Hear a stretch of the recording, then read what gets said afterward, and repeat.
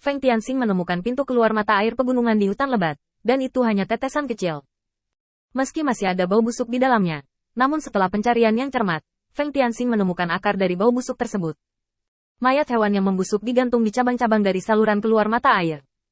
Feng Tianxing menatap mayat hewan itu, mengerutkan kening sambil berpikir. Sekarang dengan perkembangan fisik Feng Tianxing, kekuatan 12 garis keturunan kuno mulai mengerahkan kekuatannya secara bertahap. Indera penciuman, pendengaran, telah menjadi tajam. Seperti sekarang, Feng Tianxing terpisah jarak jauh, dan dia bisa mencium sedikit bau busuk di udara, dan menemukan sumber bau ini. Hanya saja kemampuan ini tidak banyak berpengaruh pada keseluruhan situasi pertempuran. Bagaimanapun, dia hanyalah seseorang. Selama kekuatan seseorang tidak membentuk situasi penghancuran mutlak, tidak ada kemungkinan efek yang sangat besar. Mayat di depannya juga membuat Feng Tianxing menyerah. Awalnya, yang paling dia inginkan dalam tebakannya adalah menggali sumber mata air pegunungan ini. Karena ada mayat yang membusuk, dia bisa mencoba menggali air terbuka. Air bisa jauh lebih cepat daripada api, tetapi sekarang idenya benar-benar hilang. Sambil menghela nafas, Feng Tianxing berbalik dan pergi. Sekarang waktunya sangat ketat. Feng Tianxing masih harus memikirkan cara untuk menghentikan permainan. Jadi dia tidak boleh melihat setan-setan ini menyelesaikan serangannya, bukan? Dengan jumlah iblis di bawah Feng Tianxing, tidak cukup untuk bersaing dengan iblis yang keluar dari bawah. Kekuatan adalah satu aspek, dan jumlah orang adalah masalah lain. Masalah seperti ini membutuhkan pemikiran dan penyelesaian. Tepat setelah Feng Tianxing meninggalkan Baibu, dia tiba-tiba berhenti, menoleh untuk melihat pintu keluar mata air pegunungan, dan mengerutkan kening. Salah, kembali ke saluran keluar mata air dalam sekejap. Feng Tianxing mengambil mayat yang membusuk dari saluran keluar mata air dan memeriksanya dengan hati-hati. Menurut tingkat pembusukan, Feng Tianxing dapat dipastikan bahwa tubuh hewan ini telah lama tergantung di sini. Dan di balik kejadian ini, berarti setan mengabaikan sumber air. Setelah memikirkannya, Feng Tianxing mungkin menebak alasan mengapa Mozu memilih cara ini. Karena kekuatan iblis itu sendiri, mereka menghalangi perhatian mereka pada sumber air. Jika itu adalah ras manusia, jika ada masalah dengan kualitas airnya, diare adalah konsekuensi yang paling kecil. Tetapi untuk ras iblis, lumpurnya bisa diminum tanpa masalah. Kesenjangan fisik inilah yang membuat ras iblis benar-benar acuh tak acuh terhadap hal-hal seperti sumber air. Mayat hewan ini adalah bukti terbaik, dan tidak ada setan yang datang untuk memeriksanya setelah lama tergantung di sini. Setelah dengan hati-hati mengendus udara di sekitar sini, saya hanya bisa mencium aroma iblis yang samar, dan kedua aroma itu sangat mirip. Dengan kata lain, setan-setan ini tidak aktif berpatroli di sumber air. Itu bisa diracuni. Feng Tianxing berdiri dan melihat aliran yang menyatu, sudut mulutnya sedikit terangkat. Meracuni memang metode yang sangat berbahaya, dan tidak bermoral. Keracunan pada sumbernya pada dasarnya berarti bahwa air di seluruh sungai tidak dapat digunakan. Hanya ketika mereka diencarkan ke titik di mana cukup aman untuk iblis, itu tidak akan mempengaruhi iblis hilir. Tapi apakah Feng Tianxing akan mempertimbangkan hidup dan mati iblis-iblis itu? Feng Tianxing adalah salah satu korban dalam pertempuran iblis yang menyerang umat manusia. Kerabat, teman, guru, semuanya selamat. Tidaklah berlebihan untuk mengatakan bahwa itu adalah perseteruan darah.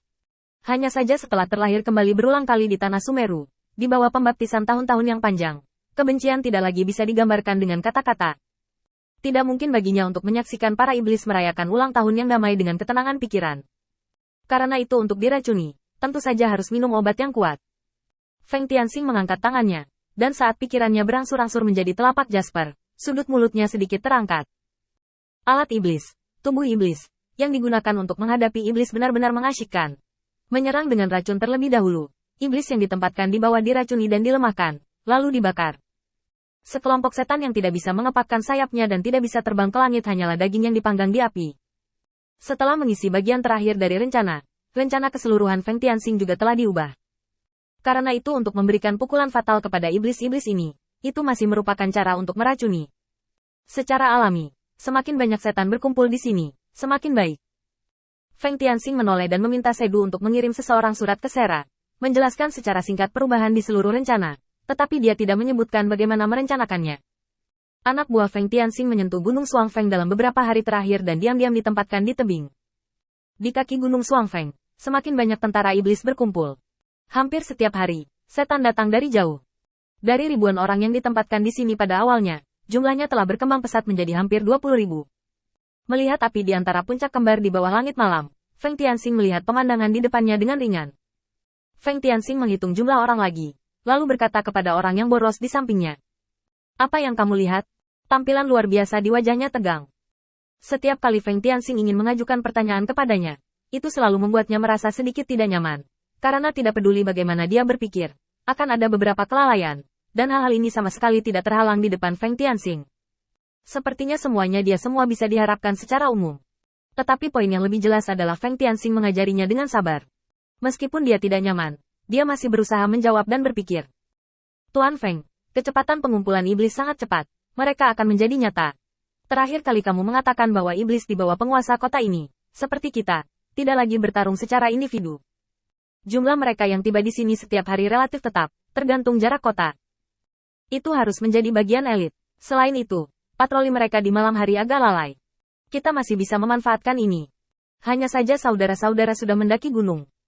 Tidak banyak tempat bagi kita untuk memanfaatkan ini. Saya merasa bahwa patroli iblis menjadi lebih sering akhir-akhir ini. Dulu, patroli tidak akan dekat dengan tebing. Sekarang mereka berada di bawah tebing. Tidak akan memakan banyak waktu untuk berpatroli ke atas gunung. Kita harus mulai sesegera mungkin. Itu saja untuk saat ini. Feng Tianxing mengangguk, mengangkat jarinya dan menunjuk ke belakang. Lalu bagaimana perasaanmu tentang mereka sekarang? Sedu tertegun sejenak. Dia telah mengamati pergerakan iblis di bawah selama beberapa hari terakhir. Adapun setan yang mengikuti, dia tidak terlalu memperhatikan mereka. Instead, dan no better. Aku tidak tahu. Aku akan bertanya pada dan sekarang. Feng Tianxing memegang bahunya. Tidak, aku akan memberitahumu. Kami telah berada di puncak gunung selama lebih dari 2 hari. Dengan meningkatnya jumlah iblis di bawah, kami berada di jalan buntu lagi. Setelah ditemukan, hampir tidak ada cara untuk mundur. Pertempuran mereka akhir-akhir ini. Keinginannya jauh lebih rendah. Tidak peduli kapan patroli dari bawah mendatangi kita. Kita hanya bisa menyerang besok.